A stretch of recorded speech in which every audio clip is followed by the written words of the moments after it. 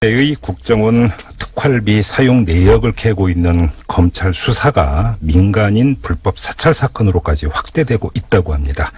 이미 관련자 여러 명이 검찰 소환 조사를 받았다는 소식이 전해지고 있는데요.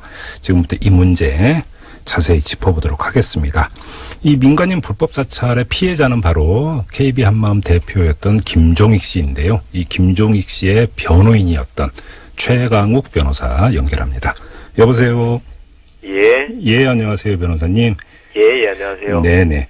자, 일단 그 민간인 불법 사찰 사건이 2010년에 있었던 사건이잖아요. 이러다 보니까 예. 아마 그 좀 기억에서 잊혀진 분들도 계실 거고 처음 듣는 분도 계실 것 같은데 일단 예. 간단히 이 사건이 어떤 사건인지 좀 정리부터 좀 부탁드릴게요. 예, KB 한마음이라는 회사가 있었습니다. 국민은행 퇴직자들이 주로 일하고 있는 회사였고요. 예, 거기 예. 국민은행 출신 김종익이라는 분이 사장이셨는데 네.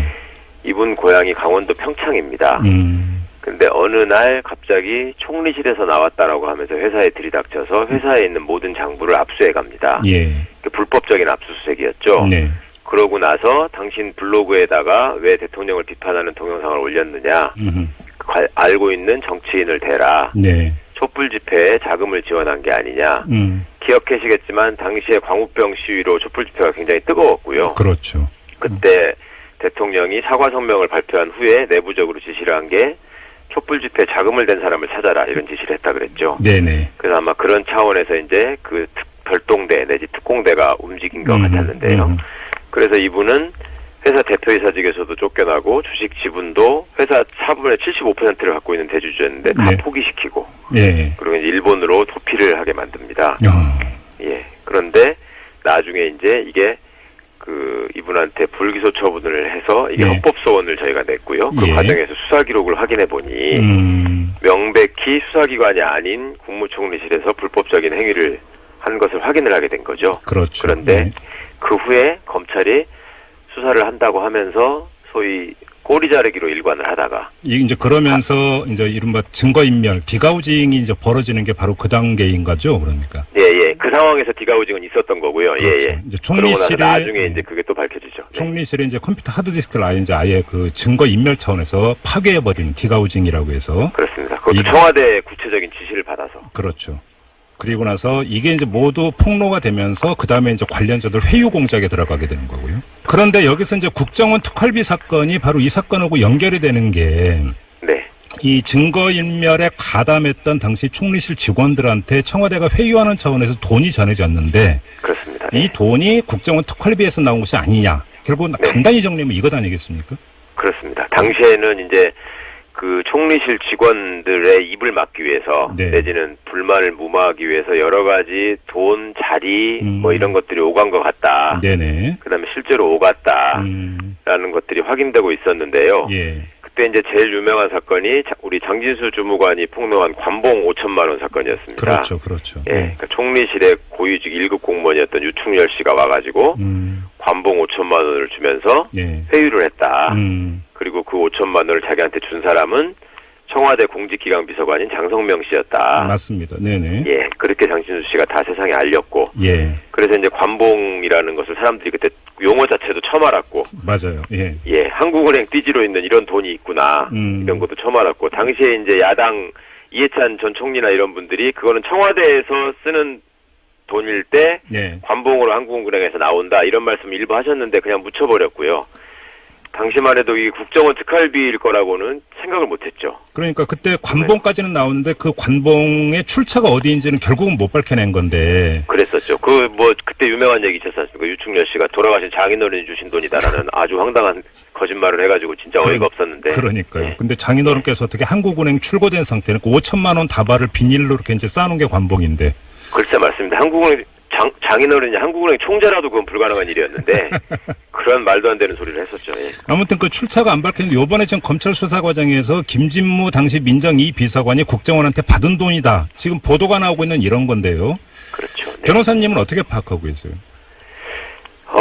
저도 당시에 그 장성명 공직기강 비서관만 언급이 되긴 했습니다만은. 예. 그리고 이제 장진수 씨를 직접 찾아와가지고 계속 회유를 한 사람은 최종석 행정관이 제일 횟수가 많았었고요. 네네.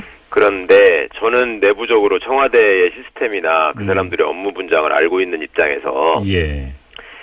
디가우징이나 수사 과정에서 증거인멸을 하는 거는 공직기강 비서관이 할 수 있는 영역이 아니거든요. 그렇죠. 장성명 씨는 법대는 나왔지만 행정고시 출신의 서울시 공무원이었고요. 음흠.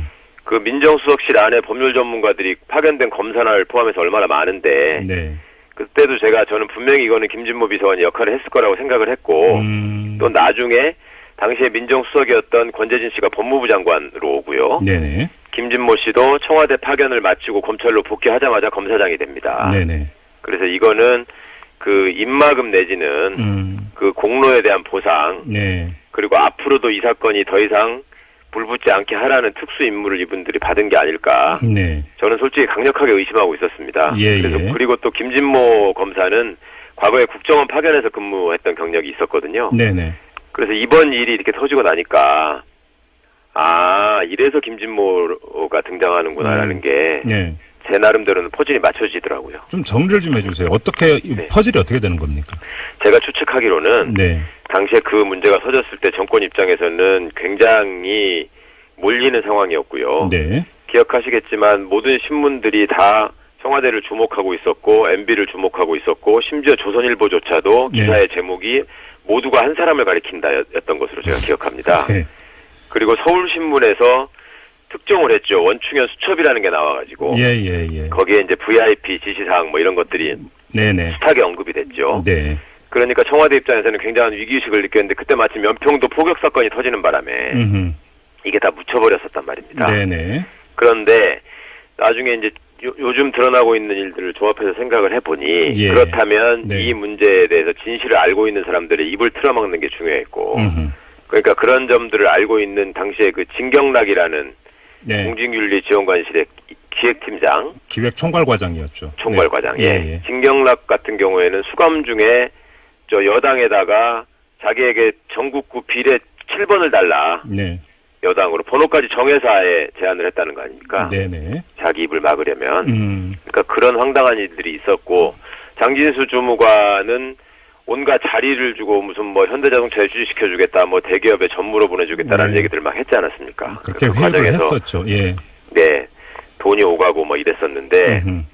그때 또 임태희 비서실장도 등장했죠. 네, 맞습니다.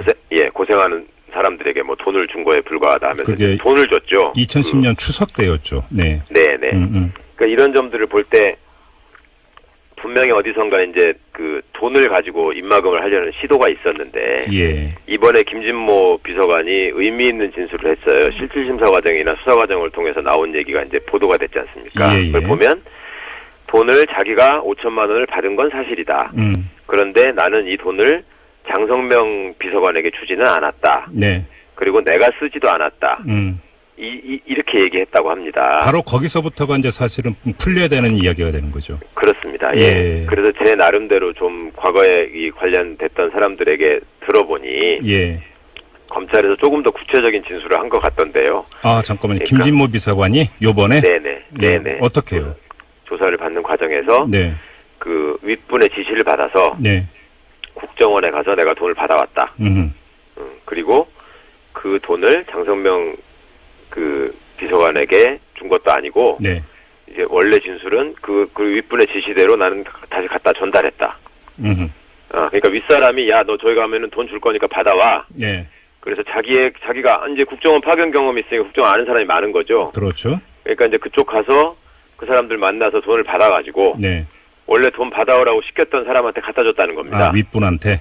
네네. 네. 그러면 거기에 김진모 씨가 얘기하는 윗분이라고 그리고 지금 본인이 구속되면서도 이름을 도저히 밝힐 수 없는. 네. 그 지금 뭐 잊어버렸다고 했다나 뭐 그랬다고 하거든요. 기억이 안 난다고. 그 사람이 누군지. 그러니까 그런 식의 말도 안 되는 얘기를 후배들 앞에서 하면서 감춰야 되는 사람은 제가 생각하기에 딱 두 사람뿐이거든요. 누굽니까? 권재진 민정수석, 당시 민정수석하고 네. 이명박 대통령하고. 그러니까 직계상으로는 당연히 그렇게 되겠죠. 네네. 예. 그러면 도 그렇고 예. 검찰 김진모 비서관이 검찰에서 진술할 때 그 윗분에 대한 구체적인 실명을 밝혔다고 들으셨습니까? 어떻게 들으셨습니까? 실명을 밝히지 않았다고 합니다. 그러니까 예. 누구나 이렇게 네. 생각해 보면 네. 그 청와대 시스템을 알거나 수사의 기초를 아는 사람들은 누구나 다 이게 민정수석이 무관할 수 없다는 사실은 다 알고 있거든요. 네. 그런데 네. 말을 하지 않고 하여튼 뭐 기억이 안 난다, 잊어버렸다, 뭐 이랬다고 했다는데. 그러면 지금 변호사님은 그 윗분이 권재진 당시 민정수석이다 이렇게 추정을 하고 계시네요. 지금 말씀. 그럴 가능성이 저는 제일 높을 것 같습니다. 그렇게 보시는. 그 인간적인 관계나 여러 가지 때문에. 예. 예, 먼저 말하지 못할 뿐이다. 그래요. 그렇게 보시는 또 다른 어떤 그 정황이라든지 나름의 근거를 갖고 계십니까? 글쎄, 뭐 근거야 뭐 제가 말하는 거 옆에서 본 것도 아니고 합니다만은. 네. 여러 관계자들이 지금도 여전히 검찰에 있고요. 네. 그 다음에 과거의 수사 기록을 꼼꼼히 보면. 네. 그 수사 기록에 당시의 검찰이. 네. 이 사건의 심각성을 생각해서 나름대로 열심히 해보려다가 중단된 흔적이 도처에 나옵니다. 좀 풀어주시죠. 어떤 말씀이세요? 수사 기록이 A4지로 한 15박스 10만 페이지가 넘거든요. 네. 그러니까 그거를 이제 보다 보면요. 네. 검찰이 민감한 정치적인 사건에서 흔히 쓰는 수법이 뭐냐면 기소를 하면서 네. 조금 의혹이 생기거나 뭐 저기 문제가 될 수 있는 부분들을 빼고 제출을 하거든요. 네네. 그러니까 공판 과정에서 변호인들이 아니 조사 과정에서 이러이러한 증거가 있다고 했는데 왜 재판에 내지를 않느냐라고 주장하는 경우가 심심찮게 있습니다. 네. 그래서 저는 이번 사건에서도 처음에 이제 제가 기록을 입수했을 때 그렇게 빼버린 증거가 꽤 있을 거라고 생각을 했는데요. 네. 의외로 보니까 많이 빼지를 않고 그거는 이제 그 검찰이 매겨놓은 일련 번호하고 법원에 접수된 후에 매겨진 일련 번호가 약간 차이가 나는 데서 발견이 되거든요. 예. 그런데 많이 빼지를 않고 거의 다 있었어요. 민감한 얘기들도. 네. 그래서 이제 당시에 그 수사팀장. 네. 그 다음에 그 수사 결과를 발표한 사람. 이런 분들이 이제는 나와서 변호사하고 있고 뭐 이러거든요. 네네. 근데 그 뒤에 기자분들이 만나서 취재한 얘기를 들어보면 우리로서는 정말 최선을 다해서 열심히 하고 싶었고 네. 그렇지만 위에서 워낙 눌러서 제대로 하지 못했고 그래서 나중에 역사를 위해서라도 우리가 한 거는 최대한 법원에 빼지 않고 다 넘기려고 했다. 그게 이제 그분들의 나름의 변명입니다. 기소는 못했지만 기록은 남겼다 이런 이야기네요. 간단히 이야기를. 그렇죠. 예, 다 밝혀내서 기소하기까지는 못했지만 예, 최소한 수사 과정에서 했던 것들 또 단서로 나와서 충분히 했을 만한 일들에 대한 자료를 완전히 없애지는 않았다. 여기서 위에서 눌렀다는 건 청와대를 뜻하는 거죠? 뭐 청와대건 법무부건 검찰총장이건 하여튼 그 수사팀의 위쪽이겠죠. 예. 그러니까 이게 그 문제는 절대 덮일 수 없는 일이었고요. 네. 그리고 제가 참 다행이라고 생각하는 거는 지금 당시에 이 총리실 그 국정농단 사건의 수사팀이 2번이 구성이 됐었었는데요. 그렇죠. 예. 그 2차례에 참여해서 중요한 역할을 했던 검사들이 지금 중앙지검에서 중요한 역할을 맡는 자리에 가 있습니다. 그래서 그런가요? 예. 네, 그 검사들은 어떻게든 진실이 밝혀져야 된다는 생각을 지금도 하고 있을 거라고 믿고요. 네. 또 수사 과정에서 중요한 역할을 해줄 거라고 기대합니다. 지금 이걸 수사하고 있는 것이 서울중앙지검 특수 2부인 것으로 좀 보도가 나오고 있는데. 네네. 그러면 지금 특수 2부의 어떤 그 수사 라인에 당시 수사에 참여했던 검사들이 포진해 있다 이런 뜻인가요? 특수 2부에는 있지 않죠. 있으면 안 되죠. 왜냐하면 검찰이 지금 다스 비자금 사건. 네. 그걸 동부지검으로 보내지 않았습니까? 그랬죠. 그래서 문찬석 차장이 이제 지휘를 하고 있잖아요. 예. 그 이유도 당시 특검팀에 지금 윤석열 지검장이 파견 나가 있었다라는 게 하나의 이유가 되거든요. 그렇죠. 그러니까 수사의 공정성 차원에서 과거 수사에 관여했던 사람들은 빼고 상관이 없는 데에다가 객관적으로 맡긴다라고 배당이 된 게 지금 특수 2부라고 알고 있거든요. 네네. 예. 그런데 그때 당시에 수사팀에 참여했던 검사들이 많았고요. 당시에 젊은 검사들이었기 때문에 그리고 또 나름 또 기계가 있고 올곧은 검사들이 많이 있었습니다. 그 안에. 예. 그렇다 보니 이번에 이제 새 정부 출범하면서 검찰 인사가 한 번 있었잖아요. 네네. 그때 이제 뭐 정치적으로 이상한 짓을 한 검사들은 뭐 나가거나 도태되거나 한 일이 좀 있었지만 소신을 지켰던 검사들은 또 제자리를 지키고 있기 때문에. 측면 지원 내지 보조해주고 있는 것이 아니냐 이런 말씀이신 것 같은데. 예, 충분히 그래 줄 수 있을 거라고 생각합니다. 그러면 지금 검찰의 수사 의지는 믿으시는 편이에요, 변호사님은? 예, 저는 지금 어제 이제부터 보도가 또 시작됐잖아요. 네. 여러분들 얘기를 들어보면 의지는 확실히 있는 것 같습니다. 그래요. 그러니까 이거는 지금 검찰이 수사를 하고 있는 핵심 모토는 적폐청산입니다. 네. 그리고 그 적폐청산이라고 하는 것은 이렇게 어마어마한, 그러니까 시민의 일상적인 삶을 그냥 국가 권력이 완벽하게 파괴해버린 거 아닙니까? 그래서 그거를 회복하는 과정은 뭐 몇 년이 걸렸거든요. 네. 자기들이 뺏어간 거는 일주일 안에 다 끝났는데, 그러니까 이런 일들을 다시 반복하지 않아야 되고, 그런 차원의 사명감 정도는 그래도 사람이라면 검사들도 느낄 것이다라고 제가 믿고 있고요. 네네. 또 한 측면에서는 당시에도 민정수석실 업무입니다. 원래 공직기강에 관한 조사를 하는 것은. 예, 그렇죠. 그렇잖아요. 예. 근데 총리실에다가 이영호를 수장으로 하는, 그러니까 청와대에 있는 고용노사 비서관이 지휘하는 조직을 총리실에다가 만든 거잖아요. 그게 사선이어서 문제가 됐던 거죠, 사실은. 그렇죠. 예, 예. 예. 그것도 이제 저기 포항을 중심으로 한 그 가까운 근거리에 예. 동네 친구들 향후회처럼 만들어서 사조직을 비선으로 운영을 한 건데요. 네. 그러면서 이 사람들이 자기 편까지도 감시를 하지 않았습니까? 그렇죠. 그래서 남경필 지사 같은 경우에도 당시에 피해자로 돼가지고 나중에 소송을 해서 뭐 손해배상도 받으시고 그랬거든요. 네네. 그러니까 철저하게 사적으로 움직인 조직이었는데, 근데 이 사람들의 움직임이 워낙 광범위하다 보니, 그러니까 최고 권력자를 뒷배로 두고 있으니까 뭐 무소불위였단 말이죠. 네. 그러니까 이게 당시에 민정수석실에 포착이 된 겁니다. 그래서 민정에 파견 나와 있던 검사들이 그런 문제의식을 가지고 보고를 한 걸로 제가 알고 있어요. 네. 이상한 조직이 돌아다닌다. 우리가 해야 할 일을, 그러니까 어느 기관이든지 자기 권한을 침범당하면 기분 나쁘게 생각하잖아요. 그렇죠. 그래서 당시에 민정수석실에서도 이게 한번 이슈가 됐다고 제가 알고 있고요. 네네. 근데 이슈가 제기됐는데 무참하게 묵살됐다고 또 들었습니다. 그러니까 저도 들은 얘기를 좀 갖고 질문을 드리면 제가 그때 그 취재했던 바에 따르면 고용노사 비서관실이 실세였고 그렇죠. 민정수석실은 사실은 제껴져 있었기 때문에 네네. 이 두 방의 관계가 상당히 안 좋았던 것으로 맞습니다. 이렇게 알고 있단 말이에요. 그런데 지금 그 변호사님 말씀이나 지금 보도 나오고 있는 걸 종합을 하면 뒷수습은 민정수석실에서 다 한 거잖아요. 일은 고용노사 비서관실에서 다 저질렀는데. 그렇죠. 이런 것 아니겠습니까? 그러면 민정수석실에서 자발적으로 자기들이 나서서 뒷수습할 그 의욕이나 동기는 없었다고 봐야 되니까 이것도 결국은 위에서의 오더 아니냐 이렇게밖에는 볼 수 없는 거 아닌가요? 정확한 말씀이시죠. 예, 바로 그 얘기를 제가 하고 있는 겁니다. 그러니까 실제로 자기들의 권한을 침범당했는데 그 다음에 또 뒷수습은 다 시키고 그다음에 솔직히 검찰 수사로 하지만 않았고 뭐 증거로만 입증되지 않았을 뿐이지 사건에 관심을 가진 사람들은 누구나 다 민정수석실이 관련되지 않았다고 생각하는 사람은 하나도 없었거든요.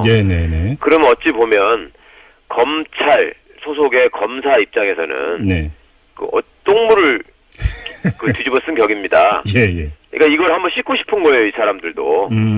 그러니까 예전에 권한을 침범당한 한도 있고. 그 다음에 괜히 뒷수습하다가 욕먹은 것도 있고. 그 다음에 또 수사하다가 중간에 어정쩡하게 또 마무리하는 바람에 얼마나 여론의 질타를 받았습니까? 그러니까 지금 뭐 국정농단 사건에 우병우 씨가 부각돼서 그렇지 과거에 한 짓도 그 못지 않았거든요.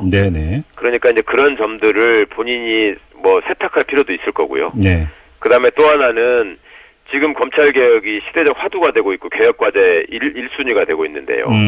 그러면 검찰 입장에서 그 예봉을 피해 나가는 방법은 국민들한테 박수받는 수사를 하는 수밖에 없습니다. 그렇죠. 그렇게 해서 국민들 보시기에 야 그래도 검찰이 필요하구나 우리한테. 검찰이 수사를 계속 해야 되겠구나. 이런 여론을 굉장히 많이 기대하거든요. 그러니까 이 사건은 절대 포기하지 않을 겁니다. 알겠습니다. 지금 말씀을 듣다 보니까 정리 내지 궁금한 게 좀 있어서 추가로 몇 가지로 좀 말씀을 드리면 지금까지 공개된 것은 그 관봉 5천만 원이 장성명 공직기강 비서관이 유충렬 당시 공직복무관리관 총리실의 관리관에게 전달을 해서 유충렬이 장진수 전 주무관에게 전달을 했다. 이것 아니겠습니까? 그러면 여기서 근데 그 국정원에서 돈을 받아온 건 김진모 비서관이었고요. 그러면 김진모 비서관한테 돈 심부름을 시켜서 그 돈을 받은 윗분이 장성명 당시 비서관한테 시켜서 장진수에게 관봉 5천만 원을 주라고 지시했다. 이렇게 봐야 되는 걸까요?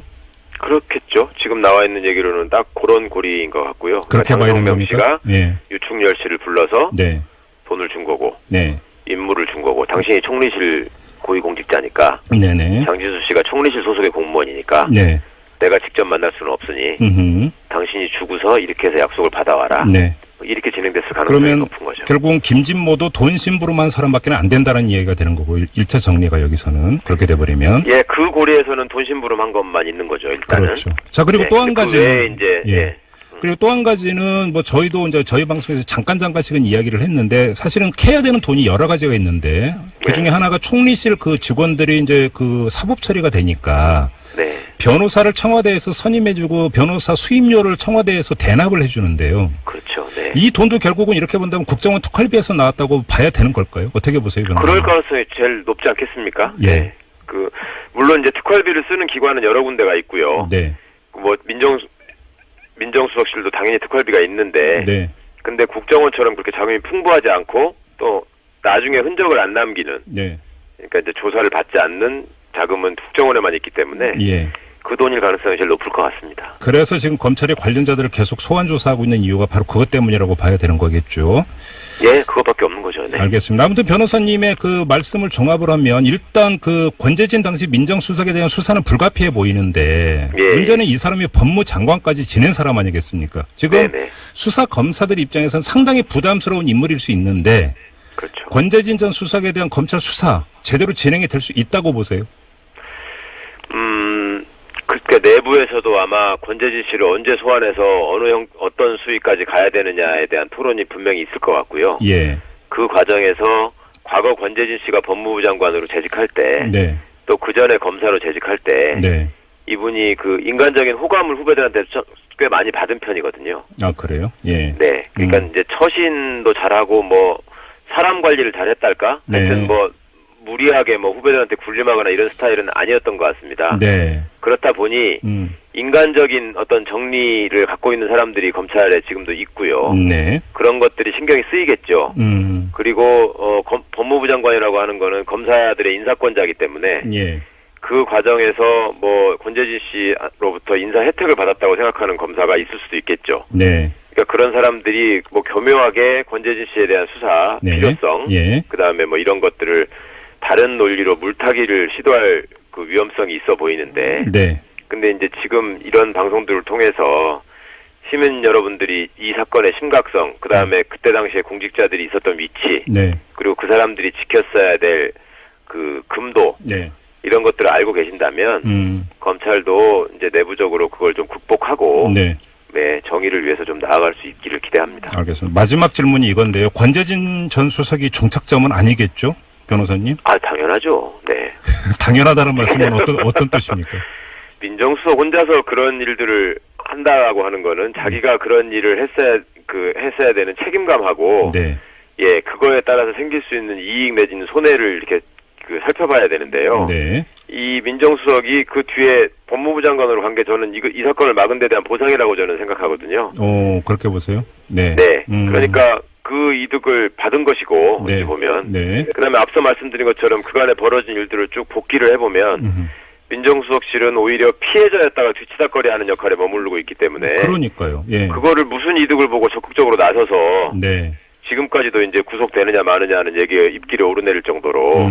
이렇게까지 무리해야 될 일은 없는 거죠. 그건 예. 오로지. 예. 최고 권력자가 시켰을 때만 가능한 일이고. 네. 그 다음에 이 조직이 움직이고 무리를 일으켰던 이유가. 본인들 스스로. 네. VIP를 위해서 일심으로 충성을 다하는 조직이다. 네. 우리는 목숨을 바쳐서 정권을 지킨다. 이런 말들을 써놨거든요. 그때 문구 그런 걸 써놓고 했었죠. 바로. 그럼요. 예, 무슨 신조처럼 써놓지 않았습니까? 맞아요. 예. 예. 그런 짓을 해서 혜택을 받은 사람이 당연히 시킨 것이고. 네. 이분은 그 사람 밑에 있었으니까 그 일을 한 것이고. 그래서 그 결과로 한 사람은 법무부 장관이 되고 한 사람은 검사장이 되고. 네네. 그랬다고 생각하는 게 자연스럽지 않을까요? 결국은 정리를 하면 권재진 당시 민정수석을 검찰이 소환 조사를 하느냐 마느냐를 보면 결국은 네. 검찰 수사의 향배를 가늠할 수 있다. 이렇게 정리를 하면 되겠네요. 네. 그럴 것 같고요. 권재진 씨가 소환돼서 예. 어느 정도 사실이 밝혀지게 되면 예. 지금 뭐 다스 뭐가 어떻고 뭐 저기 이명박과 관련한 여러 가지 얘기들이 많습니다만 네. 이 얘기도 중요한 아이템으로 네. 중요한 범죄 사실로 포함될 거라고 생각합니다. 이 내용이라는 게 이제 민간인 불법 사찰을 말씀하시는 거죠? 그렇습니다. 예. 알겠습니다. 자, 오늘 말씀 여기까지 듣도록